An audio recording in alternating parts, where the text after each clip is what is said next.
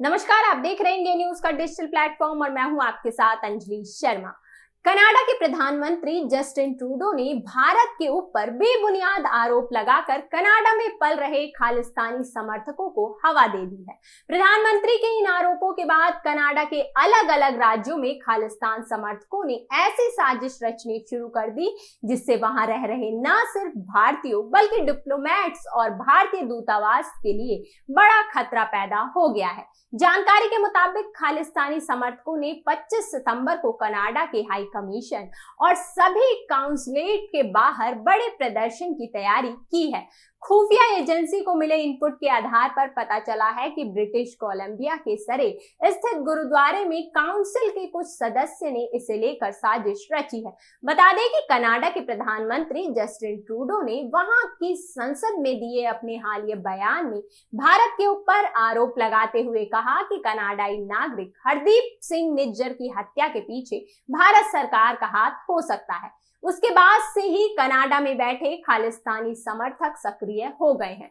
खुफिया एजेंसी से मिली जानकारी के मुताबिक खालिस्तानी समर्थकों ने ब्रिटिश कोलंबिया के एक गुरुद्वारे में सोमवार को पीएम के बयान के बाद बैठक कर भारत के विरोध में बड़ी साजिश रचने की तैयारी शुरू कर दी है। सूत्रों के मुताबिक ब्रिटिश कोलंबिया स्थित सरे गुरु नानक सिख गुरुद्वारे के काउंसिल के प्रवक्ता सरदार मोनिंदर सिंह ने इस बैठक का नेतृत्व किया।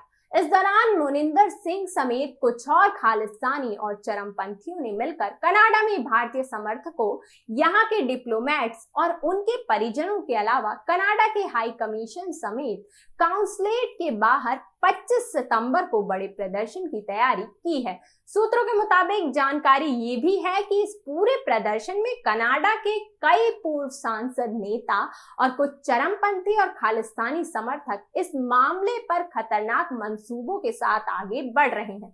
रक्षा मामलों से जुड़े विशेषज्ञों का मानना है कि कनाडा की जमीन पर पहले से ही खालिस्तानी समर्थकों को कनाडा की सरकार श्रेय देती आई है।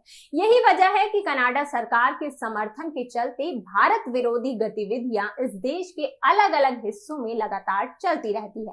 बीते कुछ समय में खालिस्तानी जन्म संग्रह के नाम पर कनाडा की सरकार न सिर्फ इन भारत विरोधी खालिस्तानियों को सुरक्षा मुहैया कराती आई है बल्कि कार्यक्रम स्थलों की भी उपलब्ध करवाती आई है। खुफिया एजेंसी के मुताबिक कनाडा के कई चरमपंथी जनप्रतिनिधि भी भारत के विरोध में खालिस्तान समर्थकों का न सिर्फ हौसला बढ़ाते आए हैं बल्कि भारत के विरोध में सदस्यों को आगे की रणनीति पर काम करने की सलाह भी देते आए हैं। जानकारों का मानना है कि जिस तरीके से कनाडा के प्रधानमंत्री ने भारत के ऊपर बेबुनियाद आरोप लगाए हैं, उनका असर अगले कुछ दिनों में बहुत ही तेजी से दिखना शुरू हो सकता है।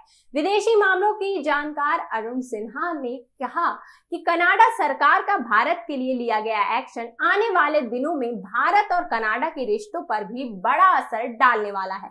उल्लेखनीय है कि ट्रूडो ने कहा है कि कनाडाई सुरक्षा एजेंसियों के पास ये मानने का कारण है कि भारत सरकार के एजेंटों ने ही निज्जर की हत्या की है। वहीं कनाडाई एजेंसियां निज्जर की हत्या में भारत की साजिश की संभावनाओं की जांच कर रही है।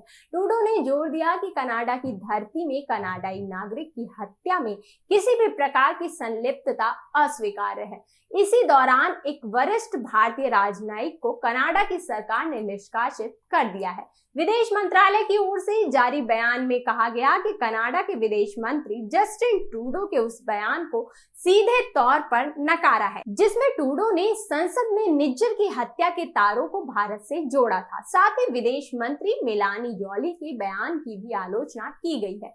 विदेश मंत्रालय ने कहा कि भारत एक मजबूत लोकतांत्रिक देश है जहां कानून के नियम के प्रति प्रतिबद्धता है। इसमें आगे कहा गया कि खालिस्तानी आतंकियों और कट्टरपंथियों की गतिविधि से जुड़े मामलों में कनाडा सरकार का कुछ न कर पाना लंबे समय से हमारे लिए चिंता का विषय बना हुआ है। फिलहाल इस रिपोर्ट में इतना ही। देश दुनिया की तमाम बड़ी खबरों को जानने के लिए देखते रहिए इंडिया न्यूज का डिजिटल प्लेटफॉर्म। धन्यवाद।